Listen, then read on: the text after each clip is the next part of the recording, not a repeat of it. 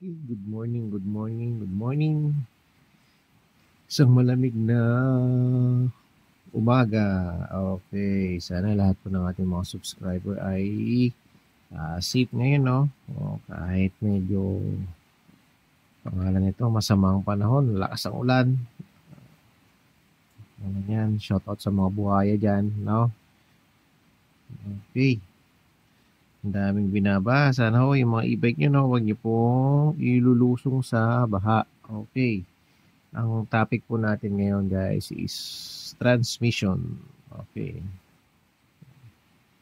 Okay. Okay, start na tayo guys. Okay. Ito po yung transmission ng e-bike. Okay, yan. Dito po sinasalpak yung yung motor. Okay, ito po yun. Dito po yan. Yun. Okay. Para makita lang po natin ng actual. Okay. Okay guys.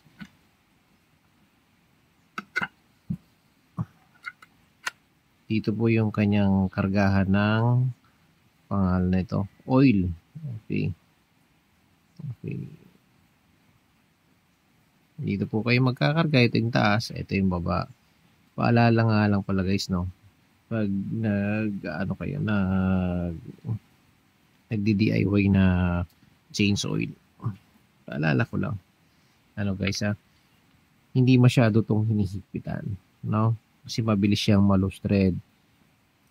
Marami naman nagdi-DIY dyan. Yun nga lang, ginagawa nilang parang sasakyan. Pag talagang hinigpitan, sobrang higpit. Yung saktuhan lang. Kasi mabilis tong mabilis ma-loose thread. Okay? Tsaka siguraduhin nyo pag nag-change oil kayo, yung malamig na yung makina, no? Okay, huwag kayong change oil nung mainit pa. Okay, para iwas loose thread. Okay. Ito yun guys, Yan na natin. Yan. Pag tinanggal mo yung mga tornilyo niyan, itong sa'yo. Yan. Kaya yung iba nagtatanong, bakit e-bike may change oil? Kailangan meron po, gear oil po yan. Ayan. Ayan siya. Kita po ba?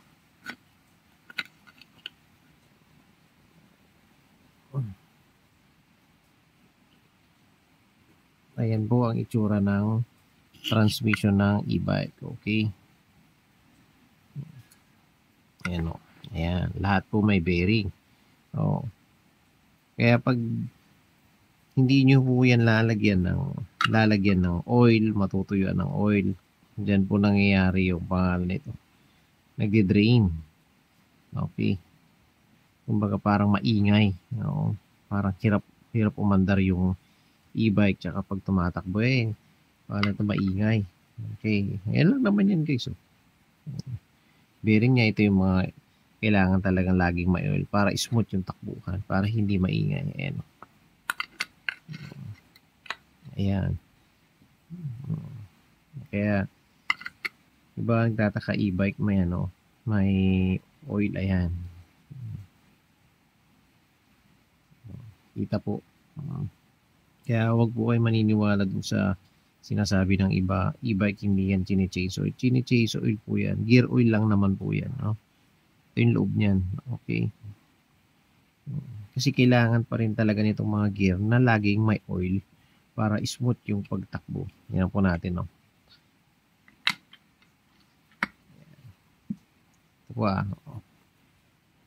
Ito po yung makina. Ngayon po, pag tumatakbo po ang gulong, ayan. Kita po. Pag nagpapatakbo na ng ayan, dapat ganyan. Okay. Ito po yung testing lang natin Actual natin papakita. Pag smooth po ang takbo at maganda ang oil naalagaan. Tingnan nyo po, ang ganda.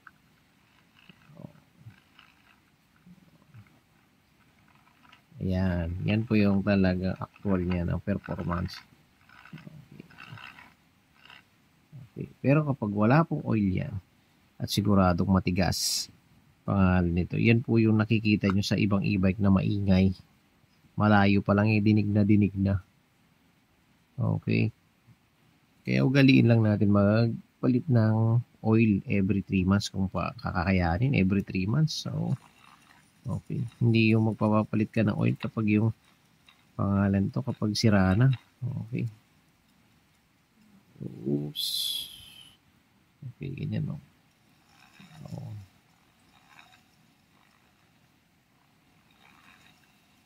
Saka po nga po pala no, pag tulad ngayon maulan. Okay. Pag nailusob po natin yan sa baha, okay po. Pag hindi naman biglaan at talagang kailangan mong ilusob sa baha, okay, i-drain nyo po kaagad. Okay, para hindi po talaga papasukin itong loob ng kalawang. Okay, para maiwasan po natin yung kalawang sa loob. Okay. Para hindi mapapalaki yung gastos natin. Okay. So, drain lang naman po, tapos biglang palit lang ng oil. Okay, wala naman po problema. Mura lang naman po ang oil ng ating gear oil. No? Yan po yung itsura niya. Kaya sa mga nagsasabi dyan na walang oil, ang e-bike meron po. Ayan, ito po yung no, puro gear lang. Okay, kailangan po talaga laging may oil yan para maganda yung ihit nitong mga to. No? Okay. Okay, tapos ito po yung sa motor, no? Ito yung kinalawang na motor, ginagawa na lang nating sample. Ayan. Diyan po nakakonekta yan. Kaya yan po, nagpapatakbo. Ayan, no? Pag tumakbo ang motor, ayan na po yun. Oh. Diyan na po tatakbo ang gear. Okay, kita po. Yan po ang itsura niyan. Kaya dapat lagi po maganda yung oil. Linis. So, yan. Yan. Kaya pwede nyo naman po ano to. Kung binaklas nyo po ang transmission nyo, pwede nyo naman po pagrasahan yan. Ang gilid-gilid. Mga yan. Lahat naman po ano yan. Lahat naman po bearing yan, no? Magandang ano yan. Ayan, okay. Puro bearing lahat. Kaya smooth talaga. Kailangan talaga grasa tapos oil, no? Okay, ayan. Ito yung sinasabi ko po sa inyo na drain.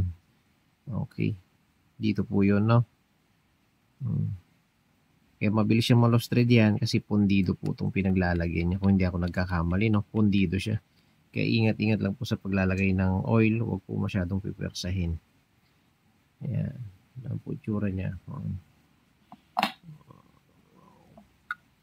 Kaya sa mga tumatawa dyan na walang oil ang e-bike. Ayan. Yan ang patunay na kailangan talaga ng oil. No? Lahat ng may gear type. Kailangan ng oil. Okay po. Ay. Tapos na naman po ang ating simpleng video. Okay. Paalala lang po pag mag-change oil po tayo, dahan-dahan po ulit sa pag-drain tsaka pagkarga po ng oil. Okay. Kasi yung ibang e-bike po talaga kailangan mo din ng pasensya. Kasi tignan nyo po yung butas nito. Dito po nilulusot yung oil. Okay. Yung iba ginagamitan nila ng improvised na parang hose. Okay. Pero ano pa rin po, kunti-kunti lang talaga. Kunting tiis lang, kunting tiyaga lang sa pagyo po. Tapos kunting kasi medyo malisikip talaga yung butas. Ayan. Kasi laki lang din naman yan dito sa kabila. Okay. Po, paalala po, pag nag-ihigpit na po kayo, ikakabit nyo na yung lock dito sa drain plug. Dahan-dahan lang po, no? Para hindi ma-loose thread. No? Iwas loose thread po tayo. Yun po ang iniiwasan natin. Okay. Ayan. Ayan. Tsaka sa mga ganitong panahon po at naulan, no? Iwasan po natin ang lumusob sa baha. Okay. May e-bike dyan, no? Paalala lang din po. Iwasan po ang lumusong sa baha ng e-bike. Kung kaya pong iwasan na lang para hindi mapapalaki yung gastos. Okay. Ito. Kasi kahit na ano pong sabihin natin, kahit na may may gasket po to, meron at meron pong papasok na tubig. Okay. Ito po. Oh. Ito po yung mangyayari kapag napasukan ka naman ng tubig. Okay. Kalawang, pure kalawang.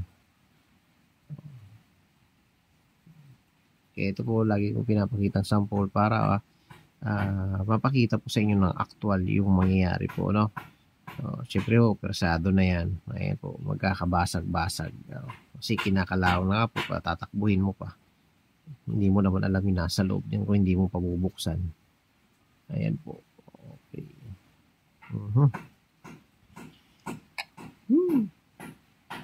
Guys, sana nakatulong yung simpleng tips, okay, sa pag-change oil ng e-bike. Madali siyang i-change oil.